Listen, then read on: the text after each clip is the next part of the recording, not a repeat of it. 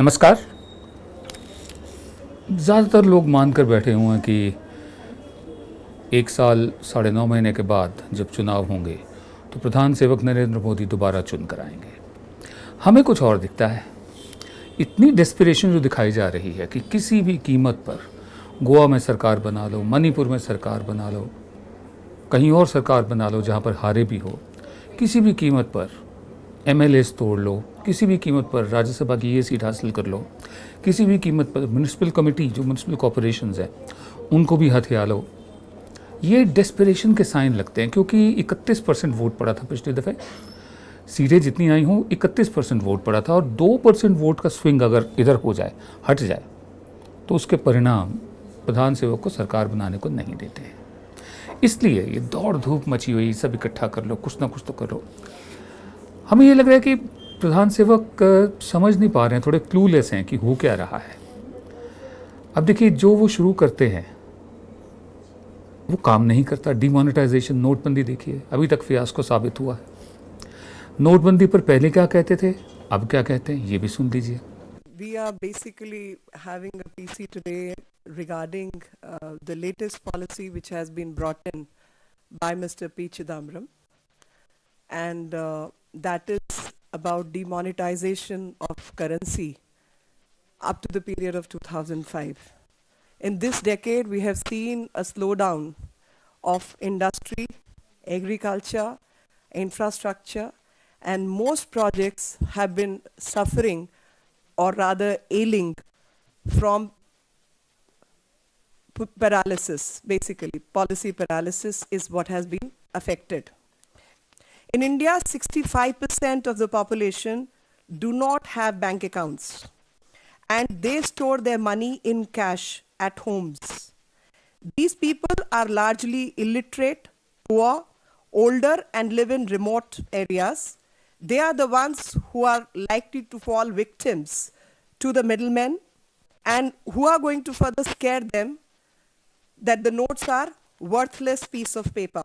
8 नवंबर 2016 की रात्रि को 12 बजे से वर्तमान में जारी 500 रुपए और 1000 रुपए के करेंसी नोट लीगल टेंडर नहीं रहेंगे। ये मुद्राएं कानूनन अमान्य होगी। काले धन और जाली नोट के कारोबार में लिप्त देश विरोधी और समाज विरोधी तत्वों के पास मौजूद 500 रुपये, 1000 रुपये के पुराने नोट अब केवल कागज के एक टुकड़े के समान रह जाएंगे। बिल्कुल इसी तरह मनरेगा के बारे में पहले क्या बोला था वो सुनिए। मेरी राजनीतिक सूझबूझ कहती है कि मनरेगा कभी बंद मत करो।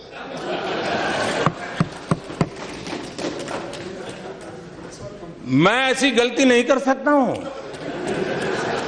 क्योंकि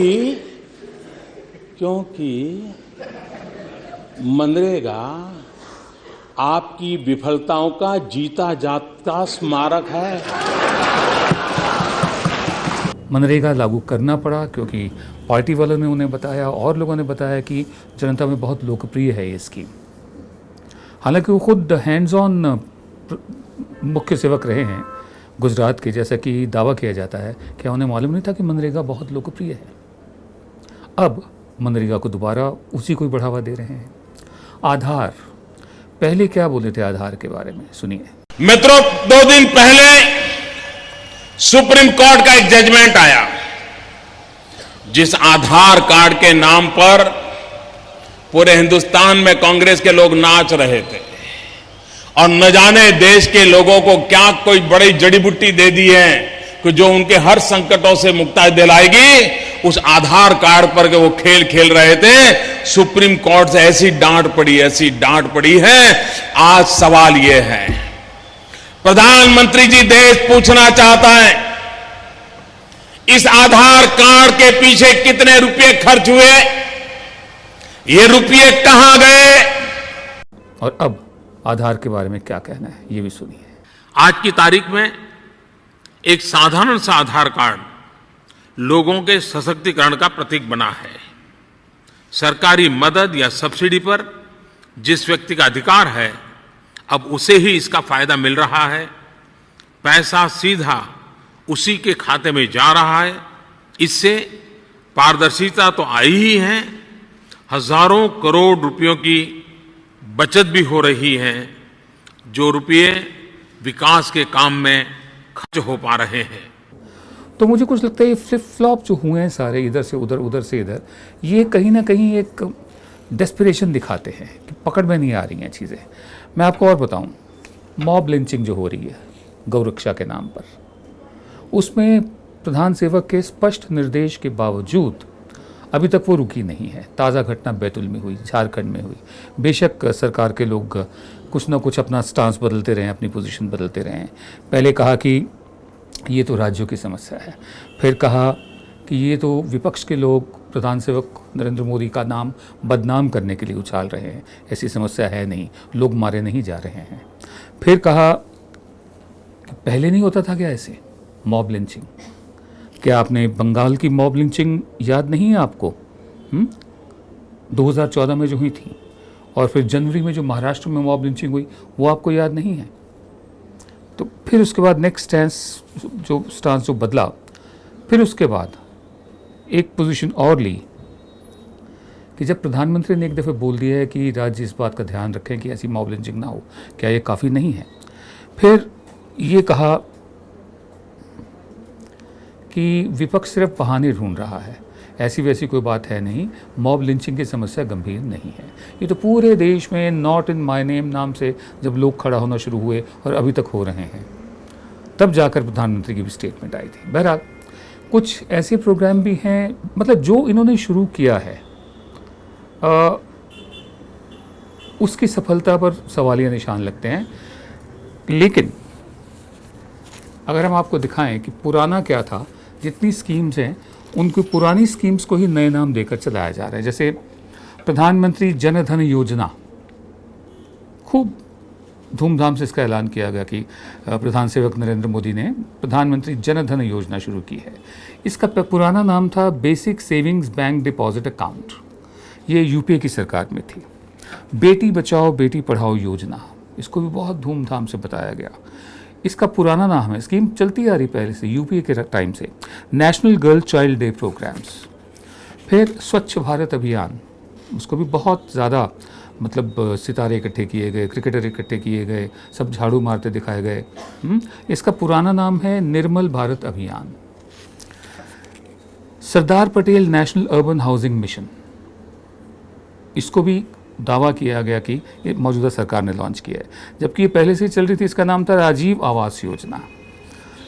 प्रधानमंत्री आवास योजना ग्रामीण, ये भी कहा गया कि नई स्कीम है प्रधानमंत्री आवास योजना ग्रामीण। ये इंदिरा आवास योजना के नाम से पहले से चलती आ रही थी। दीनदयाल उपाध्याय ग्राम ज्योति योजना, इसका पुराना नाम है राजीव ग्रामीण विद्युतीकरण योजना। Atal mission for rejuvenation and urban transformation, इसका पुराना नाम है Jawaharlal Nehru national urban renewal mission. बिल्कुल इस तरह प्रधानमंत्री कृषि सिंचाई योजना, उसका पुराना नाम है एक्सेलरेटेड इरिगेशन बेनिफिट्स प्रोग्राम। बिल्कुल इसी तरह बीजेपीज नीम कोटेड यूरिया, पुराना नाम है Congress's neem coated urea. Soil health card scheme, ये नया नाम है, पुराना नाम है national project on management of soil health and fertility.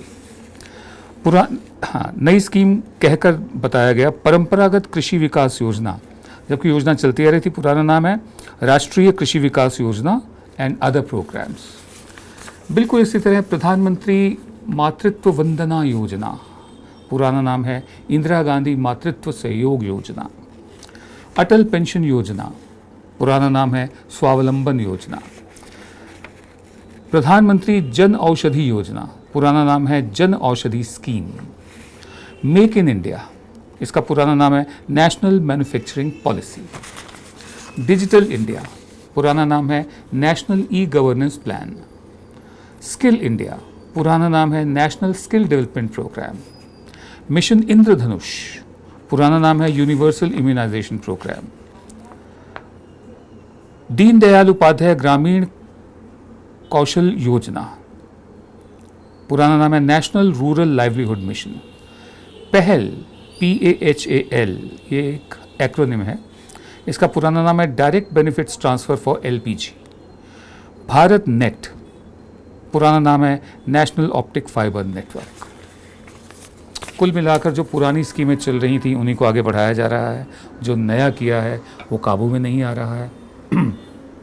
ये डेस्परेशन इसलिए लगती है मुझे, ये शो और ये जो एक पूरा परसेप्शन बनाने की कोशिश की जा रही है कि 2019 के चुनाव तो जीत कर ही बैठे हुए हैं जैसे, ये वही डेस्परेशन है कि अगर 2% वोट भी उधर खिसक गया तो उसके परिणाम इनके लिए ठीक नहीं होंगे। मैं एक रिपोर्ट पढ़ रहा था जिसमें प्रधान सेवक ने इशारा किया कि PDS जो है, पब्लिक डिस्ट्रीब्यूशन सिस्टम, जिसके ज़रिए राशन मिलता है गरीब परिवारों को भी और दूसरे परिवारों को भी, और टारगेटेड PDS, तो PDS के बारे में कहा जा रहा है, इशारा किया गया है कि शायद उसे बंद कर दिया जाएगा। हमारा ये मानना है कि भारत जैसे देश में जहाँ विषमताएं बहुत ज़्यादा हों, पैसे को लेकर, आमदनी के स्तर को लेकर, आमदनियाँ बहुत नीची भी हों, बहुत ज़्यादा भी हों, बीच में मिडिल क्लास भी हो, लोअर मिडिल क्लास भी हो, ऐसे में public health, public distribution system और पब्लिक ट्रांसपोर्ट, ये 3 चीज़ें सब्सिडाइज होनी चाहिए हमारे हिसाब से। हमारा ये मानना है, बहुत से लोगों का नहीं भी मानना होता हमारे यहाँ, क्योंकि विषमताएं ज़्यादा है, डिस्पैरिटीज़ बहुत ज़्यादा है। अमीर बहुत अमीर हैं, गरीब बहुत गरीब हैं, गरीब बहुत बड़ी तादाद में है, लोअर मिडिल क्लास बहुत बड़ी तादाद में है। गांव से पलायन करके शहरों में जो कंजेशन बढ़ती जा रही है, शहरों के स्वरूप बदलते जा रहे हैं। ऐसे में उन लोगों के लिए जो मजबूर हैं, जिनके पास साधन नहीं है, हेल्थ केयर, पब्लिक ट्रांसपोर्ट और पब्लिक डिस्ट्रीब्यूशन सिस्टम, ये एक ऐसा नेट होता है, सेफ्टी नेट होता है, जिससे सर्वाइवल, जिंदा रह पाना मुमकिन होता है। हेल्थ को ही लेते हैं, पिछले कुछ दशकों में, मैं मौजूदा सरकार की बात नहीं कर रहा हूँ, सिर्फ पहली सरकारों की भी बातें कर रहा हूँ, हेल्थ पर, स्वास्थ्य सेवाओं पर खर्चा बहुत कम हुआ है। अब नीति आयोग ने ये सलाह दी है कि स्वास्थ्य सेवाओं का निजीकरण कर दिया जाए, जबकि स्वास्थ्य सेवा हमारे हिसाब से गरीब आदमी भी है उसको भी चाहिए होती है, और जो गरीब लोग हैं वो या तो उधार लेकर स्वास्थ्य सेवाएं लेते हैं प्राइवेट, या फिर कुछ बेच के, ज़मीन बेच के आते हैं। कभी दिल्ली आना हो आपका, दिल्ली वाले तो जानते हैं, दिल्ली आकर देखिए, all India institute of medical sciences के बाहर देखिए, आप फ्लाईओवर के नीचे देखिए, भीड़ लगी होती है, लोग सोए होते हैं सड़कों पर, फुटपाथ पर। गांव से आए हुए लोग हैं, अपने रिश्तेदारों को लेकर आए हैं, बीमार लोगों को लेकर आए हैं, फ्लाईओवर के नीचे जहाँ जगह मिलती है सोते हैं। क्यों? क्योंकि हेल्थ केयर वहाँ मुहैया नहीं है, और ये सरकारी अस्पताल है, all India institute of medical sciences. ये लोग महंगे अस्पतालों में जा नहीं सकते। हमारी सरकार सिर्फ 1.4% GDP का स्वास्थ्य सेवाओं पर खर्च कर रही है। बाकी जो प्राइवेट सेक्टर है हेल्थ में, 3.3% GDP उसमें जाता है, या लोगों का खर्चा उसमें जाता है। इस तरह से ये मिलाकर 4.7% GDP बनता है, GDP का, जो स्वास्थ्य सेवाओं पर जनता खर्च करती है। जो नॉर्म है, जो नियम सा बना हुआ है पूरी दुनिया में, वो है 2.5% GDP कम से कम खर्च होना चाहिए स्वास्थ्य सेवाओं पर। सरकार हमारी 1.4% कर रही है, 1.4% कर रही है। मैं आपको बताता हूँ, चीन में 5.5% खर्च किया जाता है GDP का स्वास्थ्य सेवाओं पर। अमेरिका में 17% GDP का स्वास्थ्य सेवाओं पर खर्च किया जाता है, और दुनिया की एवरेज 10% है। पूरे देश में स्वास्थ्य सेवाओं की हालत बदतर ही हुई है। नमस्कार, आप देख रहे थे जन गण मन की बात। हम आपसे एक बार फिर इल्तिजा करेंगे, रिक्वेस्ट करेंगे कि आप YouTube पर हमारे जो चैनल है उस पर सब्सक्राइब का बटन दबाइए, साथ में घंटी बनी हुई है, घंटी को दबाइए, ताकि जब भी नया वीडियो अपलोड हो आपको खुद ब खुद सूचना उसकी मिल जाए।